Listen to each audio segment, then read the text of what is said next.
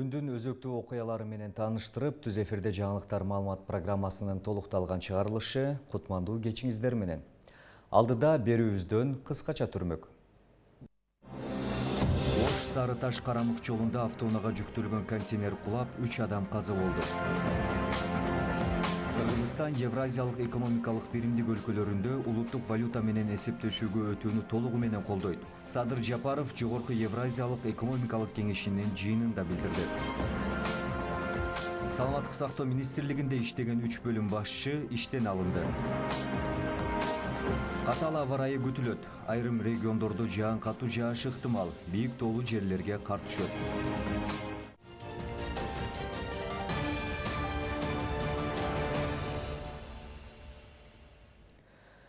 Жарым сааттык эфирдин жүрүшүндө маанилүү кабарлар менен тааныштырып, студияда мен Зайырбек Чуманалиев кызматта болом. Бизден алыстабай туруңуздар. Ош Сары Таш Карамык жолунда автоунаага жүктөлгөн контейнер кулап, 3 адам каза болду. Бул тууралуу Өзгөчө кырдаалдар министрлиги билдирди. 26 майда Чоңалай районунун Ош Сары Таш Карамык автоунаа жолунун 66 чакырымында Каздын Тумшугу тилкесинде Volvo үлгүсүндөгү оор жүк ташуучу автоунаанын сүрөткүчүндөгү контейнер карама каршы жолдо келе жаткан Hyundai Porter үлгүсүндөгү автоунаанын кабинасына түшүп кеткен. Кырсыктын кесепетинен 4 жана 6 жаштагы 2 кичинекей бала жана 36 жаштагы эркек киши каза болгон. 29 жаштагы эркек киши жабыркаган. Ал эми 21 майда Баткендин Кадамжай районунун Чечме айылында ири жол кырсыгы катталган. Өзгөчө кырдаалдар министрлигинин Хово үлгүсүндөгү оор жүк ташуучу унаа Чечме унаа жолу өткөрүү бекетинде жол кырсыгына кабылган. Жол кырсыгынын кесепетинен 8 адам, анын ичинде Өзгөчө кырдаалдар министрлигинин 2 кызматкери каза болду жана 7 адам жараат алган. Өзгөчө кырдаалдар министрлиги аба ырайына байланыштуу чукул кабар таратты.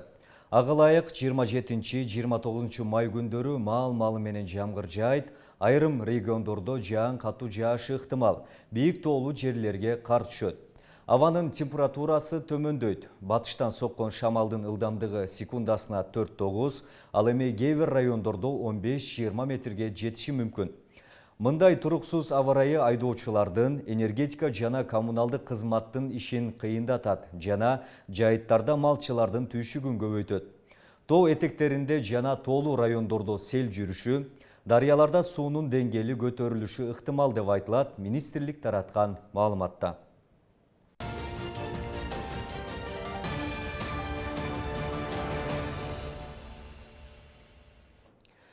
Чыгарылышыбыз түз эфирде башка жаңылыктар менен уланат. Кыргызстан Евразиялык экономикалык биримдик өлкөлөрүндө улуттук валюта менен эсептешүүгө өтүүнү толугу менен колдойт. Бул тууралуу президент Садыр Жапаров Жогорку Евразиялык экономикалык кеңешинин жыйынында билдирди. Евразиялык экономикалык биримдик өлкөлөрүнүн финансылык туруктуулугун камсыздоодо белгилүү алгоритм жана улуттук валюта менен эсептешүү формасына өтүү аябай маанилүү аспект болот. Бул өзгөчө саясий кырдаал оорлошкон азыркы маалда өтө маанилүү. Буга байланыштуу Кыргызстан товарга өз ара эсептешүү үчүн улуттук валютаны колдоону толугу менен колдойт, деди Жапаров. Ошондой эле мамлекет башчы чет өлкөлүк валютасыны олку-солку болуп жатканына байланыштуу улуттук валютага өтүү импорттук инфляциянын улуттук валютага болгон басымын азайтуучу факторлордун бири болоорун белгиледи. Эскерте кетсек, Евразиялык экономикалык биримдикке Армения, Белоруссия, Казакстан, Кыргызстан, Россия мүчө. Жыйынга Өзбекстан мамлекети байкоочу макамында катышууда.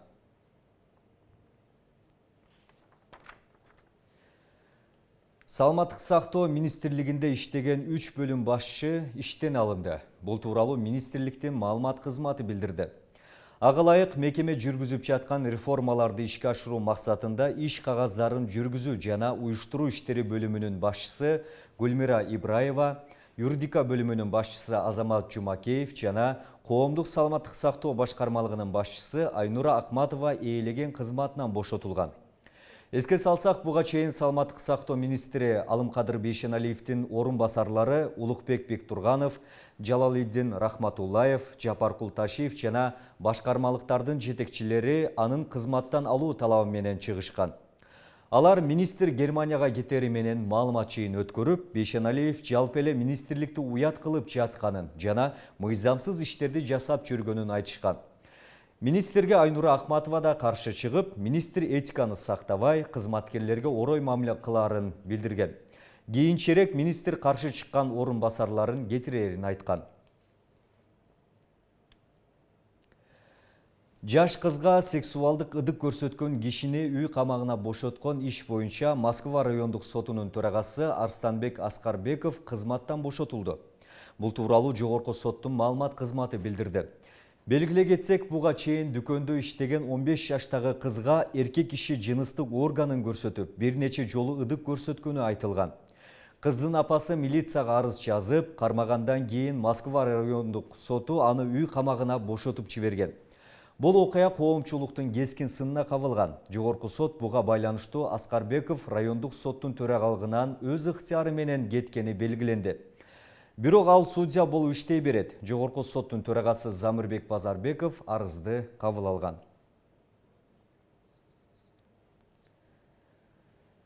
Парламентте телефон тыңшап, жашыруун камера коюу мыйзам долбоору кабыл алынды. Улуттук коопсуздук мамлекети кызматы контур чалгындоо иштерин алдын алуу жана терроризмге каршы аракеттенүү максатында долбоорду сунуштап, ал 3 окууда кабыл алынды.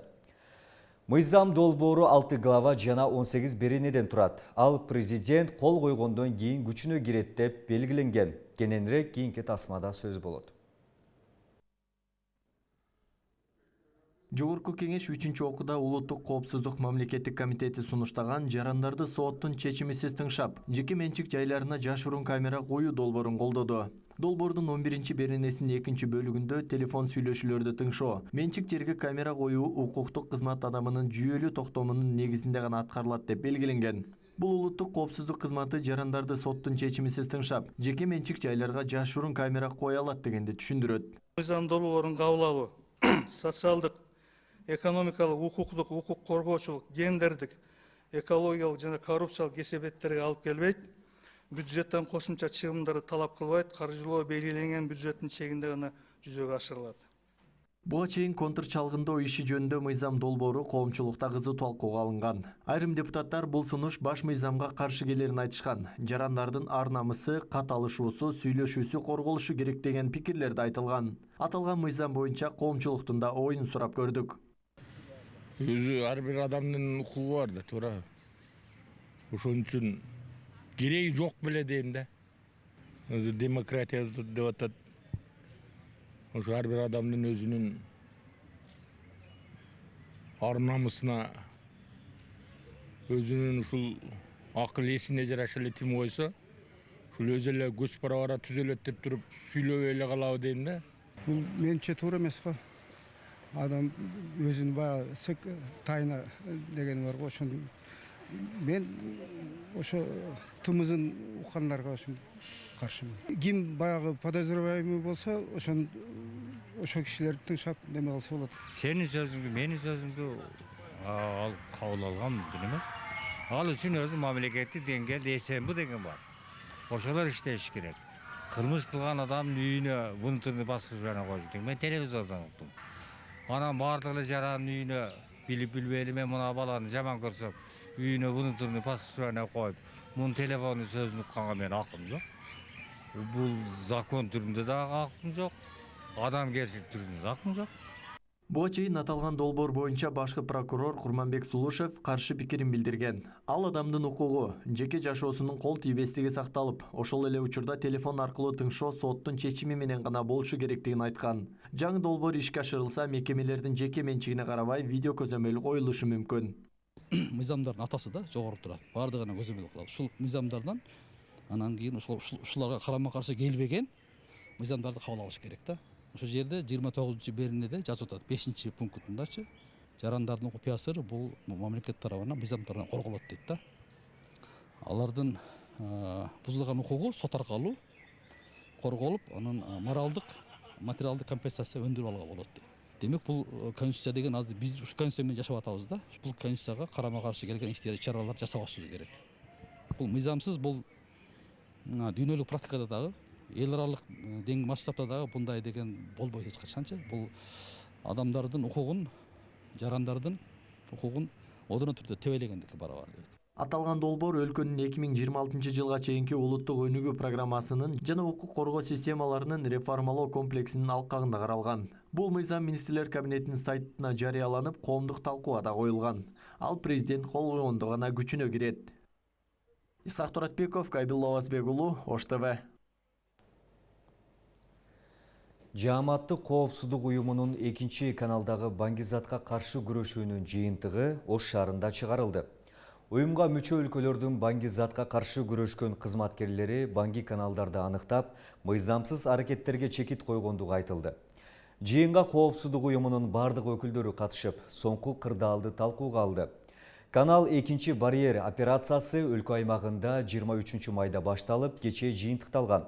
Бул операциянын натыйжасында 46 килограммдан ашуун баңги каражаты жана 2 тонна 137 килограмм баңги зат аныкталган.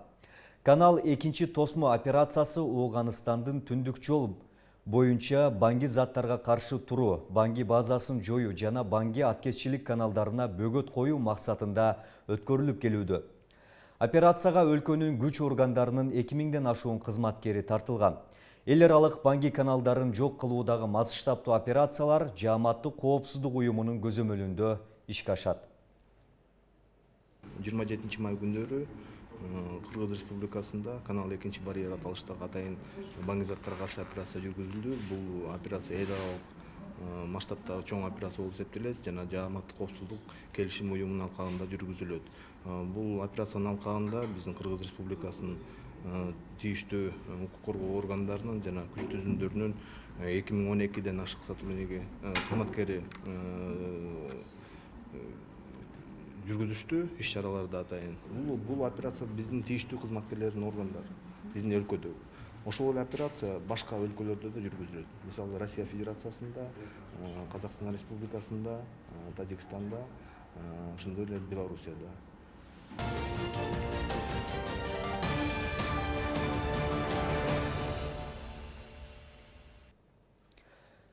Арыктан аккан сууну тунартып ичүүгө аргасыз болгон 30 адырлыктар таза суунун көйгөйүн жоон териси менен сезген жергиликтүү калк бийлик өкүлдөрүнө нааразычылыктарын айтышууда. Анткени 30 жылдан бери бул маселе чечилбей, бир гана жоошуткан сөздөрдү угуп келишет. Мындан сырткары айыл ичиндеги жолдордун кейиштүү абалынан жашоочулар бир топ эле кыйынчылыкка дуушар болушат. Аймактагы маселени жеринен кабарчыбыз билип кайткан.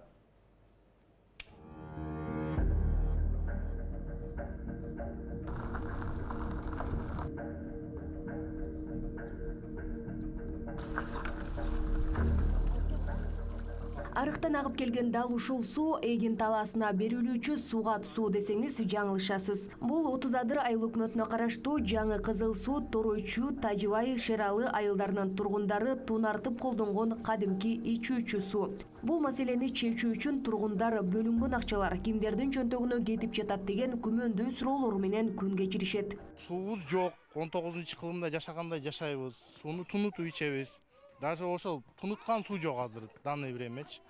Эми бул жакта тариф менен болот экен да. Бир бул айылга, анан экинчи бул айылга болупчу. Анан кийин ошо 3 күндө биздин өчүртүбүз экен. Ал суу дагы келет. Ал сууну дагы тунутуш керек да. Ал суу дагы ылай чыгат. Анан бул жактан акчалар бөлүнгөн, короче.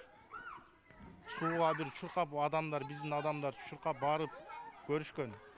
Болбойт экен деп мындай эме болуп калышты да. Анын астында же чоң мафия барбы, же коррупциябы чоң, аны билбейт экен. Таза суу маселеси боюнча эч бир бийлик өкүлү тааныштыгы жок болсо керек дешет жашоочулар. Анткени аларды шайлоодон башка учурда келгенин деле көрүшкөн эмес. Салыктарды өз учурунда берип жаткандыктарын айтып, талапта дал ошондой болушу керек деп белгилешет. Айылдар арап келет бизгечи. Эми аябай мусурларды келет, ошондо иче берет, тундуруп алып келет. Анан кран чыгып турат, бирок анча-мынча бизге ошол жери жакшы. Кооптоно, сөзсүз кооптонодон оор жок деп. Балдар эстеп турабыз, кайнатып ичип беребиз балдарыбызга сууну анча-мынча. Кайнатпаганда жөндөп иче беришет. Ондо коркобуз, кооптонуп турат. не дейт кабар алганда мен үмүтпен көрбөйм деп.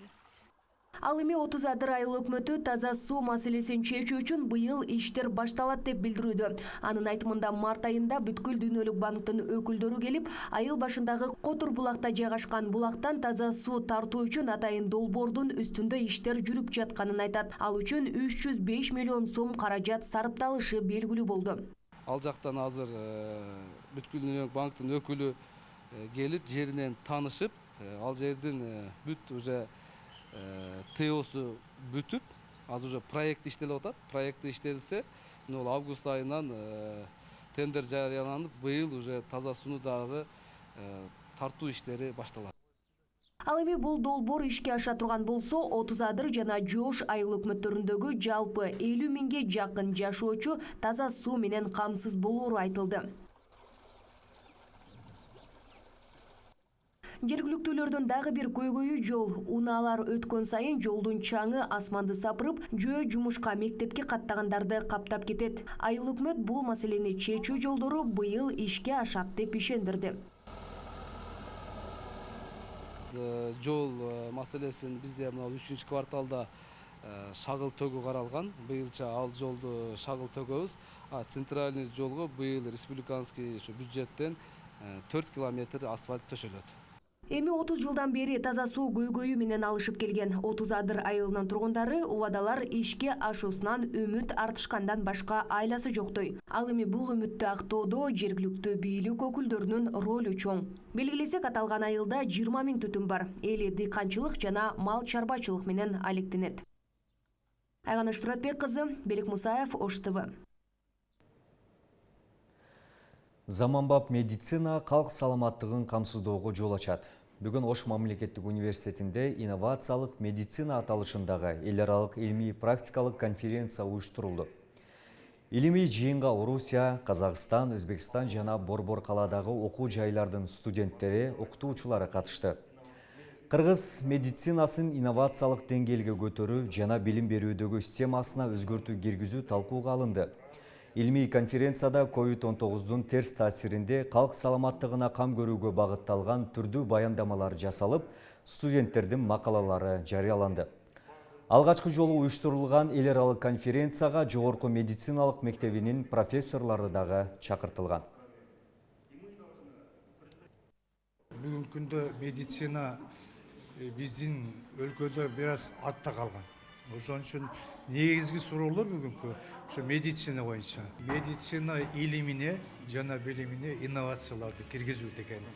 Ошондо негизги секциялар пленарныйда бизде Кыргызстандан башка Россиядан, Белоруссиядан, Өзбекстандан жана башка өлкөлөрдөн коноктор келген. Ушул жаңылыктарды айтып берет. Конференциябыз бир 7-8 секциядан турат. Биринчи секциябыз албетте коронавирус. Өз өмүрлөрүн агартуу тармагына арнаган мугалимдердин 40 жылдык чогулушусу уюштурулду. Ош мамлекеттик университетинин кыргыз филология жана журналистика факультетин мындан 40 жыл мурун аяктап, билим берүү тармагында эмгектенген бүтүрүүчүлөрү жолукту. Жагымдуу саамалыкта тайпалаштар окуу жайдагы кызыктуу күндөрүн эстеп, билим берген мугалимдерин эскеришти. Факультет түштүк аймагындагы эң алгачкы төптөлгөн институт катары белгилүү. Окуу жайдан миңдеген студенттер адистикке ээ болуп, кыргыз тилинин жана адабияттын өнүгүүсүнө эбегейсиз салымын кошуп келет. Бүгүнкү күндө факультеттин 3 адистиги боюнча 700дөн ашуун студент билим алат. Бүгүнкү жогорку окуу жайларындагы окуу процессинде ушундай тартип кирип калган. Иш берүүчүлөр, бүтүрүүчүлөр, анан стейкхолдерлер деп иш берүүчүлөр, анан мына бүгүнкү күн болуп атканда ошол биздин окуу процессине байланыштуу болуп аткан иш-чара болуп эсептелет да. 1978-1982 окуу жылында ушул биздин Куту факультетибизди бүтүрүп кетип, республиканын туш тарабында эмгектенип атышкан кыргыз билим берүүсүнө, дегеле кыргыз тилине, кыргыз адабиятына ополтоодой зор эмгек сиңирип келатышкан биздин бүтүрүүчүлөрүбүз бүгүн ушулар келишип, атайын өздөрүнүн жолугуш кечесин өткөрүп атышат. Буларды биз абдан жылуу кабыл алып атабыз. Анан ушундай иш-чаранын болуп турушу бул бүгүнкү күндүн мезгилдин талабы болуп эсептелинет. Ушул эле мезгилде биз бүтүрүүчүлөр аркылуу өзүбүздүн адистикке болуп аткан баягы рекламалык иштерибизди ушул жерде жүргүзүп атабыз. Жаш жеткинчектерге заманбап шарт түзүү келечектин кепилдиги. Ош облусунун эң алыскы Алайкуу өрөөнүнүн Көгарт айылында заманбап шарттагы балабакчада 80 бала тарбияланат. Билим уясы ушул жылдын 1-январында ачылып, 14 жаңы жумуш орду түзүлгөн. Балдардын жакшы шартта билим алуусу үчүн бардык талаптарга ылайыкташтырылган. Бул тууралуу алдыдагы тасмада кененирээк баяндалат. Тоол аймактагы айылда буга чейин балабакча болгон эмес. Билим берүү мекемеси ушул жылдын январ айынан тарта официалдуу түрдө иштей баштаган. Заманбап шартта курулган билим уясы өзгөчө стилде кооздолуп, балдардын ыңгайлуу шартта билим алуусуна ылайыкташтырылган. 1,5 жаштан тарта жеткинчектерди кабыл алат. 3 маал ысык тамак, жатакана, жылуулук системасы каралган. Бир күндөзгү жана бир жатак топ билим алат. Бул жерде атайын балдар уктоочу, эс алуучу бөлмөсү, бул жерге кроваттар 30 балабызга ылайыкташтырылган. Балабакчанын бир группасы жатак группа, ошол түшкү эс алуусу ушул жерде укташат. Жашына карап бөлгөнбүз, жалаң 4 жаштан 5 жашка чейинки балдар ушул жатак группада тарбияланышат. Балабакчанын балдар үчүн ойноо аянтчасы да бар. 50 орунга ылайыкташтырылган балабакчада учурда 80 бала тарбияланууда. 12 тарбиячы иштеп, айыл өкмөттүн бюджетинен айлык акы алышат. Балабакчада тарбияланган балдар үчүн акы төлөнбөйт. Ата-энелер балдардын окуу куралына жана тамак ашка гана акча төлөшөт. Жергиликтүү демирчүлөр чет жердеги мекендештердин колдоосу менен билим уясына дайыма белектер келип турат. Азыр ушул кезде тарбиячыларыбыз мамлекет тарабынан айлык маяна төлөнүп берилет, бардыгына эле. Андан кийин жергиликтүү бюджеттен акча бөлүнүп турат бизге. Тамак аш дагы ысык тамак берилет 3 маал. Балдарды кабыл алууда негизги акча каражатын деле талап кылбайбыз. Болгон окуу куралдарын алып беришет. Анан кийин ата-энелерибиз демөөрчүлүк кылып оюнчуктарды, балдарга керектелүүчү буюмдарды алып беришет. Балабакча Аристин каржылоосу менен айылдарды өнүктүрүү долбоорунун алкагында курулган. Жалпы сметалык баасы 12 миллион сомду түзүп, каржылоо толугу менен программанын негизинде жүргүзүлгөн. Эл ичеринде буга чейин балабакча куруу муктаждыгы бар болчу. Бул балабакча бизге түшкөнгө чейин айылыбыздын жаш бөбөктөрүбүз мектепке чейинки бакчага баруудан аябай кыйналып келишкен. Азыркы мезгилде аябай жакшы болуп калды. Айылдын мотурайган жаш балдары балабакчага келип, азыркы мезгилде аябай жакшы тарбия алып жатышат. Балабакча боюнча айта турган болсом, балабакчада негизинен аябай жаш биздин жаш билимдүү кадрлар эмгек жүргүзүп жатышат. Каракулжа районуна караштуу Көгарт айылында социалдык маселелер акырындык менен чечилип жатканы айтылат. Дайыма чек арага жакын жайгашкан аймактын инфратүзүмүн, билим берүүсүн өнүктүрүү үчүн ири долбоорлорду ишке ашыруу пландалган. Исак Туратбеков, Кабилла Оазбек уулу, Ош ТВ. Кубаттуу өлкөнүн келечегин бактылуу балдар түзөт. 1-июнь балдарды коргоонун эл аралык күнүнө карата жаш жеткинчектерге жагымдуу маанай тартуулоо башталды. Бүгүн Ошто шаардагы мектептерден 120 окуучу катышкан атайын фестиваль уюштурулду.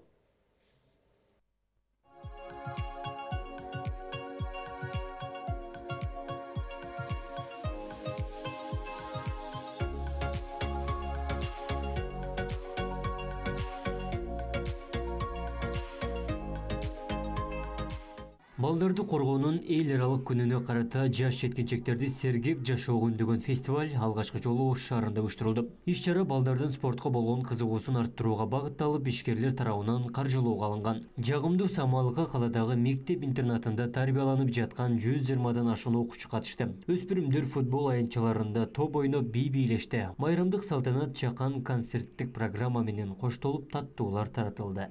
Ко дню защиты детей өткөрүлүп атат. Бул жака жалаң детдом, спецшколанын балдарын чогулттук. Жалпы саны бир 100-120 бала болуп турат. Фестиваль болду, кичине чуркашып, кичине маанай жазышып дегендей. Эң негизгиси бизге балдардын күлкүсү керек да. Ошону жакшынакай футболкаларды таратылып берилди, мороженое таратылып берди биздин спонсорлордун тарабынан. Миранда Калнарзарова 4 класстын окуучусу. Ал 1-июнь балдарды коргоонун күнүн жыл сайын чыдамсыздык менен күтөт. Миранда ырдоону жакшы көрүп, ошол эле учурда спорттун түрлөрүнө да кызыгып, сергек жашоого тарбияланып келүүдө. Балдарды коргоо күнүнө карата чакырышыптыр. Абдан сонун кызык болуп атат оюндары футбол жөнүндө. Футболду үйрөткөнүнө агайлар жакшырап үйрөтөт экен, ушу спортко жакын болсун деп. Жатакана мектебим билими жакшы окуйбуз баардыгыбыз эле. Мындай иримдери бар. Комуз ирими, колөнөрчүлүк, бий. Уюштуруучулар бул иш-чараны мындан 2 жыл мурун пландашкан, бирок пандемияга байланыштуу өткөрүлбөй келген. Фестивалдын максаты дүйнөдөгү коомчулук кызыгып көргөн футболго жаштарды тартуу, сергек жашоого үндөө болуп саналат. Аны менен катар балдарга жагымдуу маанай тартуулоо. Окуучулардын жагымдуу күлкүсү үчүн ишкерлер дагы четте карап турбай каржылык колдоо көрсөтүшкөн. Поддержка бергенге келгенбиз. Ошого мен ойлойм, ушу жаш балдарга ар дайым салым кошуш керек. Жаш балдар бул биздин келечек. Келечекте булар биздин муунубузду, немебизди, мурасыбызды уланып кете тургандар. Ошон үчүн колдон келишинче баарыбызды ушу жалпы эле Ош шаарында эмес, ушу Кыргызстан боюнча ушул балдарыбызга, жаш балдарга болушунча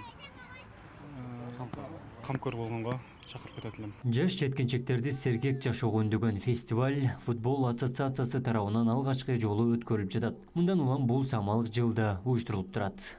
Удумалик Базарбаев, Филимон Акбаев, Ош ТВ.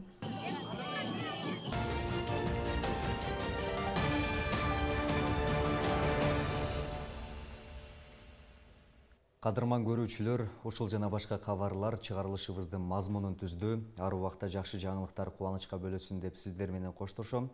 Кечиңиздер көңүлдүү улансын. Ал эми түз эфирди кесиптешим Абдумалик Базарбаев улантат. Саламатсызбы? Сөз сизде. Рахмат кесиптеш, сиздерге да ийгиликтүү кеч каалайм. Алам алканын алынган дүйнөлүк жаңылыктардын топтомун түз эфирде улантабыз. Бизде калып туруңуз.